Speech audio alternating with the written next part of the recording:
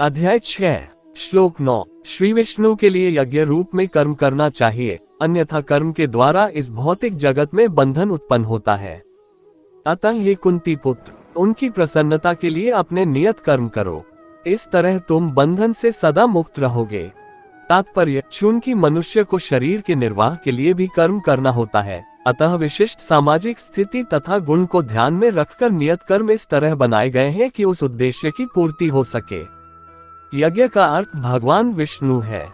सारे यज्ञ भगवान विष्णु की प्रसन्नता के लिए हैं। वेदों का आदेश है, यज्ञो वै विष्णु। दूसरे शब्दों में, चाहे कोई निर्दिष्ट यज्ञ संपन्न करे या प्रत्यक्ष रूप से भगवान विष्णु की सेवा करे, दोनों से एक ही प्रयोजन सिद्ध होता है। अतः जैसा कि इस श्लोक में संस्तुत किया गया है, कृष्ण भावनामृत यज्ञ ही है। वर्णाश्रम धर्म का भी उद्देश्य भगवान विष्णु को प्रसन्न करना है। वर्णाश्रमाचार वता पुरुषेन परः पुमान विष्णुराराध्यते। विष्णु पुराण 3.8.8। अतः भगवान विष्णु की प्रसन्नता के लिए कर्म करना चाहिए। इस जगत में किया जाने वाला अन्य कोई कर्म बंधन का कारण होगा, क्योंकि अच्छे तथा बुरे कर्मों के फल होते हैं और कोई भी फल कर्म करने वाले को बांध लेता है। अतः कृष्ण विष्णु को प्रसन्न करने के लिए कृष्ण भावना भावित होना होगा, और जब कोई ऐसा कर्म करता है तो वह मुक्त दशा को प्राप्त रहता है। यही महान कर्म कौशल है और प्रारंभ में इस विधि में अत्यंत कुशल मार्गदर्शन की आवश्यकता होती है। अतः भगवत भक्त के निर्देशन में या साक्षात भगवान कृष्ण के प्रत्यक्ष आदेश के अंतर्गत जिनके अधीन अर्जुन को कर्म करने का अवसर मिला था, मनुष्य को परिश्रम पूर्वक कर्म करना चाहिए। इंद्रिय तृप्ति के लिए कुछ भी नहीं किया जाना चाहिए, अपितु हर कार्य कृष्ण की प्रसन्नता तुष्टि के लिए होना चाहिए।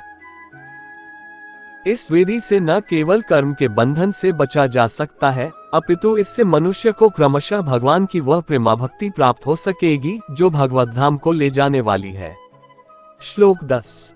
सृष्टि के प्रारंभ में समस्त प्राणियों के स्वामी प्रजापति ने विष्णु के लिए यज्ञ सहित मनुष्यों तथा देवताओं की संततियों को रचा और उनसे कहा, तुम इस यज्ञ से सुखी रहो, क्योंकि इसके करने से तुम्हें सुखपूर्वक रहने तथा मुक्ति प्राप्त करने के लिए समस्त वांछित वस्तुएं प्राप्त हो सकेंगी। तात्पर्य, प्राणियों के स्वामी विष्णु द्वारा भौतिक सृष्टि की रचना बद्ध जीवों के लिए भगवत धाम वापस जाने का सुअवसर है। इस सृष्टि के सारे जीव प्रकृति द्वारा बद्ध हैं, क्योंकि उन्होंने श्री भगवान विष्णु या कृष्ण के साथ अपने संबंध को भुला दिया है। इस शाश्वत संबंध को समझने में वैदिक नियम हमारी सहायता के लिए हैं, जैसा कि भगवद गीता में कहा गया है, वेदैश्च सर्वैरहमेव वेद्यः। भगवान का कथन है कि वेदों का उद्देश्य मुझे समझना है। वैदिक स्तुतियों में कहा गया है, पति विश्वस्यात्मेश्वरम। अतः जीवों के स्वामी प्रजापति श्री भगवान विष्णु है। श्रीमद् भागवत में भी 2.4.20 श्री सुखदेव गोस्वामी ने भगवान को अनेक रूपों में पति कहा है। श्रिय पतिर्यज्ञपतिः प्रजापतिर्धिया पतिर्लोकपतिर्धरापतिः पतिर्गतिश्चान्धक वृषनिसत्वता प्रसीदता में भगवान सता पति। प्रजापति तो भगवान विष्णु हैं और वे समस्त प्राणियों के, समस्त लोकों के तथा सुंदरता के स्वामी पति हैं और हर एक के त्राता हैं।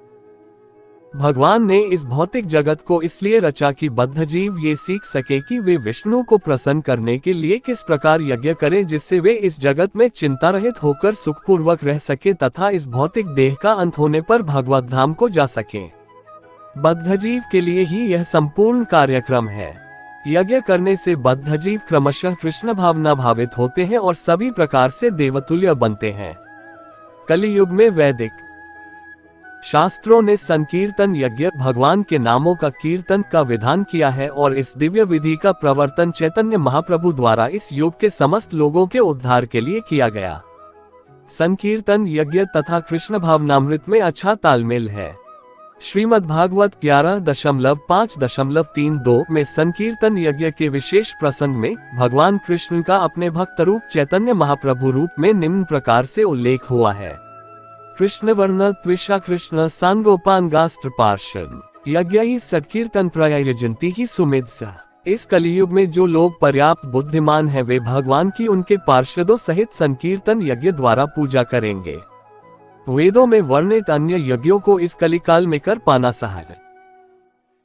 नहीं, किंतु संकीर्तन यज्ञ सुगम है और सभी दृष्टि से अलौकिक है, जैसा कि भगवद गीता में भी 9.14 संस्तुति की गई है।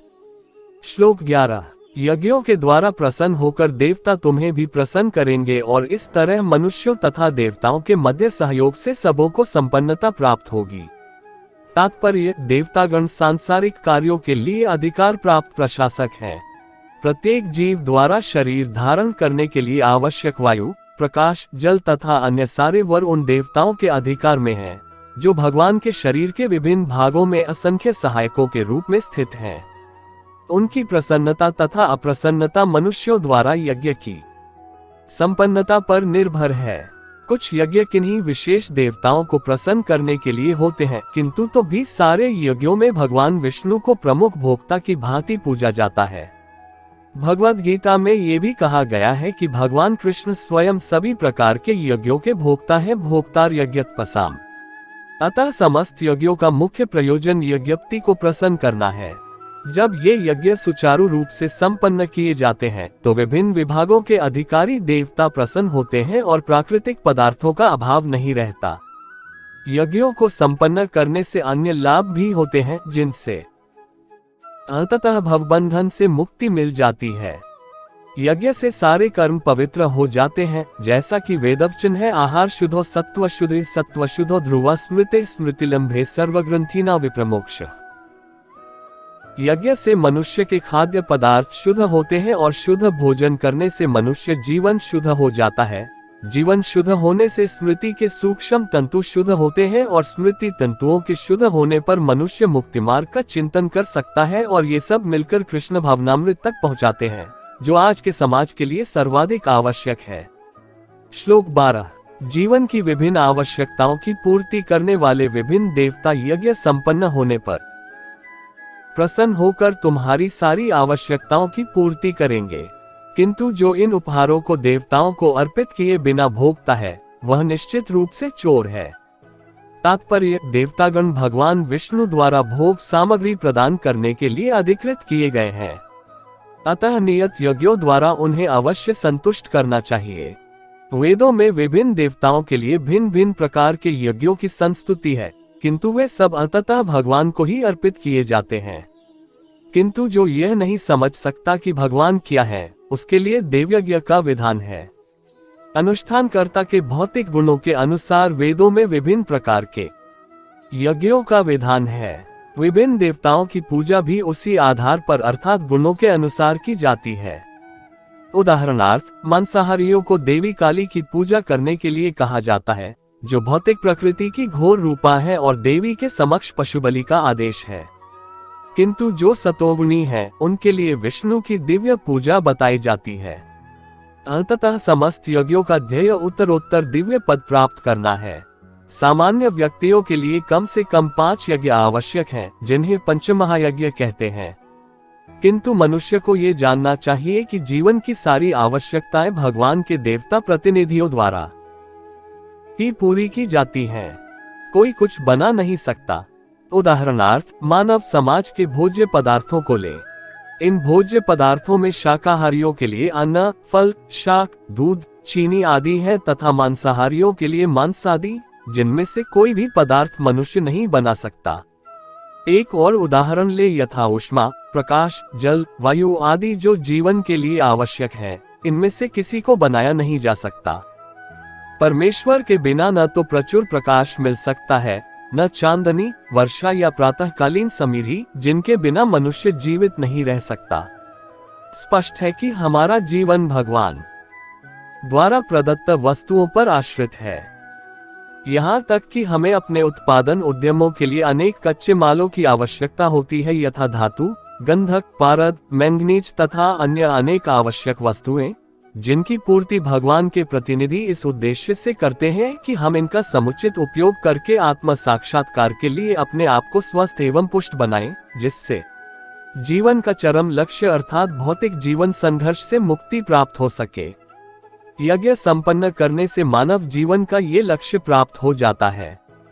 यदि हम जीवन उद्देश्य को भूलकर भगवान के प्रतिनिधियों से अपनी इंद्रिय तृप्ति के लिए वस्तुएं लेते रहेंगे और इस संसार में अधिकाधिक फंसते जाएंगे, जो कि सृष्टि का उद्देश्य नहीं है, तो निश्चय ही हम चोर हैं और इस तरह हम प्रकृति के नियमों द्वारा दंडित होंगे। चोरों का समाज कभी सुखी नहीं रह सकता, क्योंकि उनका कोई जीवन लक्ष्य नहीं होता। भौतिकतावादी चोरों का कभी कोई जीवन लक्ष्य नहीं होता। उन्हें तो केवल इंद्रिय तृप्ति की चिंता रहती है। वे नहीं जानते कि यज्ञ किस तरह किए जाते हैं। किंतु चैतन्य महाप्रभु ने यज्ञ संपन्न करने की सरलतम विधि का प्रवर्तन किया। ये है संकीर्तन यज्ञ, जो संसार के किसी भी व्यक्ति द्वारा जो कृष्ण भावनामृत के सिद्धांतों को अंगीकार करता है, संपन्न किया जा सकता है। श्लोक 13। भगवान के भक्त सभी प्रकार के पापों से मुक्त हो जाते हैं, क्योंकि वे यज्ञ में अर्पित किए भोजन प्रसाद को भी खाते हैं। अन्य लोग जो अपने इंद्रिय सुख के लिए भोजन बनाते हैं, वे निश्चित रूप से पाप खाते हैं। तात्पर्य, भगवत भक्तों या कृष्ण भावना भावित पुरुषों को संत कहा जाता है। वे सदैव भगवत प्रेम में निमग्न रहते हैं, जैसा कि ब्रह्म संहिता में 5.38 कहा गया है। प्रेमांजनच्चुरित भक्ति विलोचनेन संतः सदैव हृदयेषु विलोकयन्ति। संतगण श्री भगवान गोविंद समस्त आनंद के दाता या मुकुंद मुक्ति के दाता या कृष्ण सबों को आकृष्ट करने वाले पुरुष के प्रगाढ़ प्रेम में मग्न रहने के कारण कोई भी वस्तु परम पुरुष को अर्पित किए बिना ग्रहण नहीं करते। फलतः ऐसे भक्त पृथक पृथक भक्ति साधनों के द्वारा यथा श्रवण, कीर्तन, स्मरण, अर्चन आदि के द्वारा यज्ञ करते रहते हैं, जिससे वे संसार की संपूर्ण पापमयी संगति के कलमश से दूर रहते हैं। अन्य लोग जो अपने लिए या इंद्रिय तृप्ति के लिए भोजन बनाते हैं, वे न केवल चोर हैं, अपितु सभी प्रकार के पापों को खाने वाले हैं। जो व्यक्ति चोर तथा पापी दोनों हो, भला वह किस तरह सुखी रह सकता है? ये संभव नहीं। अतः सभी प्रकार से सुखी रहने के लिए मनुष्यों को पूर्ण कृष्ण भावनामृत में संकीर्तन यज्ञ करने की सरल विधि बताई जानी चाहिए, अन्यथा संसार में शांति या सुख नहीं हो सकता।